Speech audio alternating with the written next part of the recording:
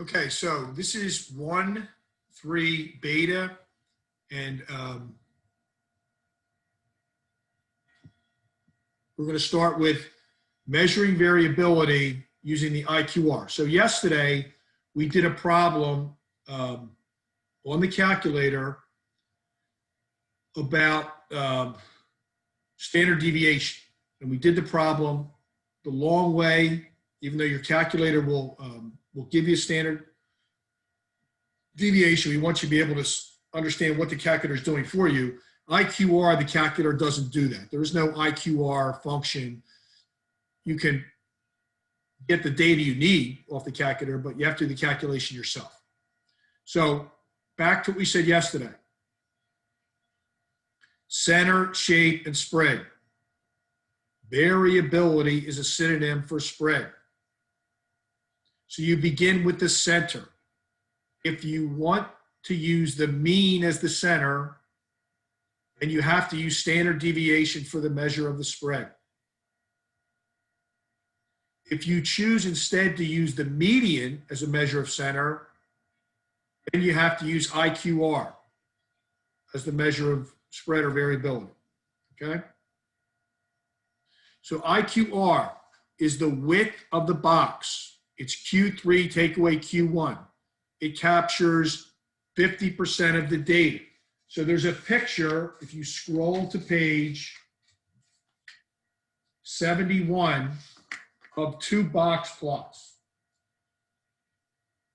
about tablets, Apple versus Samsung. The IQR is the width of the box. So just looking at page 71, you would see that the Samsung IQR is much larger than the Apple IQR, the width of the box, okay? So numerical summaries, that's what you get when you go to Stat Calc 1. And outliers. We have to, people talk about outliers. This person's an outlier, so-and-so's an outlier. You have to quantify outliers in statistics. So here's how you do it. Ready? You take the width of the box, Q3 take away Q1, which is the IQR, and you multiply it by 3/2. So it grows by 50%. You take that value and you add it to Q3. You subtract it from Q1 and add any data points that are past that cutoff would qualify as outliers. So if I go back to page 71, you can see that that box plot identified the outliers on page 71 for Apple. And there are no outliers for Samsung. So we're here on the calculator. When you go to stat plot, now yours might look a little different because this is the newer operating system. Yours are probably stacked in 2 lines. But if I go across here in stat plot, these are your box plots. The first one is the default. That's the one you want to use because you see these 2 dots there? That's telling you that that function in stat plot will identify the outliers. This one is going to cover up the outliers. Well, that's not really helpful. I don't know why you'd want to use it. So this is the one you want to use if you're drawing a box plot on your calculator. You want to have the outliers be apparent to you in your graph.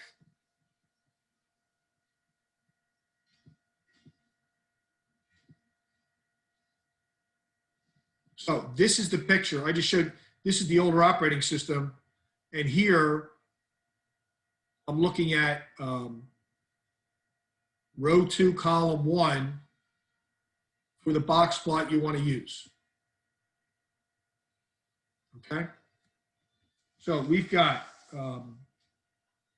2 questions you're going to go to, I mean, you've done this. I mean, this is stuff that was on your Keystone test. I know it's been a while since you used it. You're going to go to two questions, 105, 109, and then we're going to do 111 together. Okay, so if you get stuck,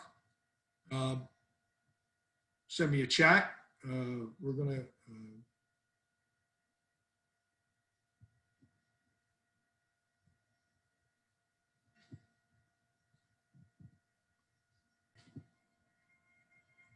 okay, so let's look at the data on page 76 for number 101. And it asks you find IQR. So I'm going to show you the solution I did the long way, but you didn't have to do it that way. There's 18 data points. So 9 are lower than the median and 9 are higher. So the 9 below the median, ready? That's an 8, that's an even number, 18. The 9 below is an odd number. So that means there's 4 to the left of Q1, 4 to the right of Q1, and the 5th data point is Q1. So the 5th data point from the left and the 5th data point from the right would be your Q1 and Q3. And then how wide that is, that would be how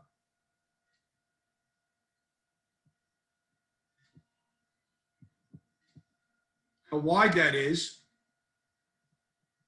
your IQR. So I'm here.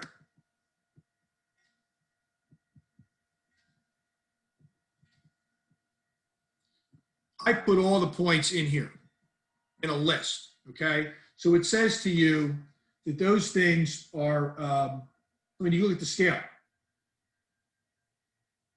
So I'm saying the first point is 1.1, then there's 2 dots above 1.3, then 1.6, there's 2 dots about 1.9. So the 5th data point's 1.9. You can do that without putting all these numbers in a list. 1.9, and now look on page 76 and count the dots from the right till you get to 5 dots. 1, 2, 3, 4, 5 dots would be 4.7. So their difference is IQR. The difference is 2.8, but you have to do that yourself. That means this box, the box plot, is 2.8 units wide. It doesn't tell you that in the summary stats. It doesn't tell you what the width is. You just have to calculate it. So the 2 ways you could have done it are with the technology, which is the long way, which is what I did, put them all in there. But it's kind of hard, you know, when you're sitting there and you got 3 or 4 minutes to answer this question and you're trying to see, well, what's the value of each of those points? But the more efficient way would just be count 5 from the left and 5 from the right and find out what their difference is, okay? For 109, now this is important because this builds on what we did yesterday. You're looking at this data set and it's just the summary statistics. And in your calculator, they would be written vertically like they are right here for 111. And then this arrow is telling you there's another page. But in your textbook, they're written horizontal. So A says, what's the shape of the distribution? How can I make an inference about the shape without a picture of it? But yesterday we told you the mean is sensitive to outliers. The median is resistant.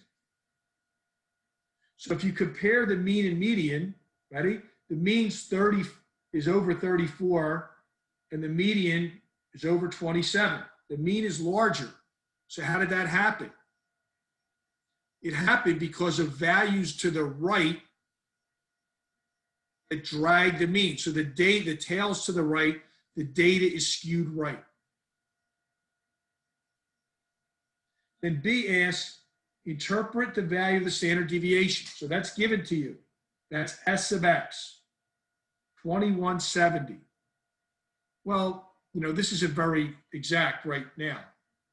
But this is what College Board wants. The amount spent by these shoppers typically varies by about that amount from the center. And you'll learn what that means. It's going to capture the symmetric distribution. That's going to capture a little more than 2/3 of the data points. Okay? And C asks you, are there any outliers? Justify your answer. Okay? So to calculate the outliers, I did Q3 take away Q1. Those numbers are on there.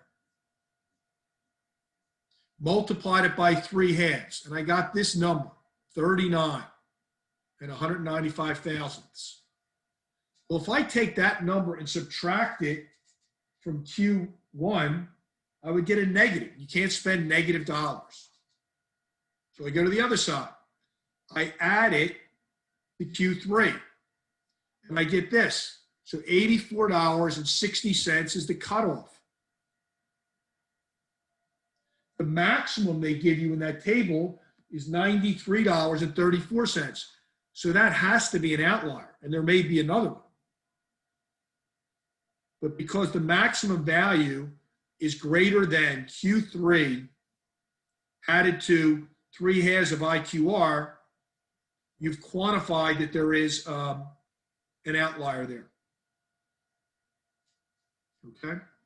And then 111, you're not doing that. You're just going to watch what we do here. I go to page 77, and it says teenagers 13 to 17 are the most prolific texters, sending out 1,742 messages a month. So they collected some data on that and got these many texts in one day. So we're going to have to do a size change of magnitude 30 to this. So if we put that data set on page 77, those 2 horizontal rows in a list, and then I drew the box plot. But if you notice, the top texter is an outlier. The top texter sent 118 texts. That's an outlier, and the calculator shows it to me. Here are the stats. Now, again, this arrow is telling you there's more output on the second page. Well, my median, what did I get 27? Oh, I'm sorry, the mean is 27.5 for one day times 30 days is about 825 texts. So 825 texts is less than half of what is claimed in the article. Okay? So how about the data? You can see it's skewed. It's skewed to the right. And then what do we notice? Here's the mean, 27 texts. Here's the median, 9. This, not just the one child, the 118 texts, but this data over here hold the mean to the right, and the median is resistant to outliers, and that's 9. So when you're responsible for this.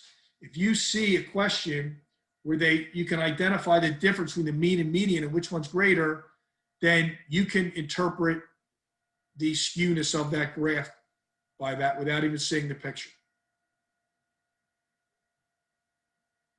Okay? So that's 1-3. That's it. That's chapter 1. And I will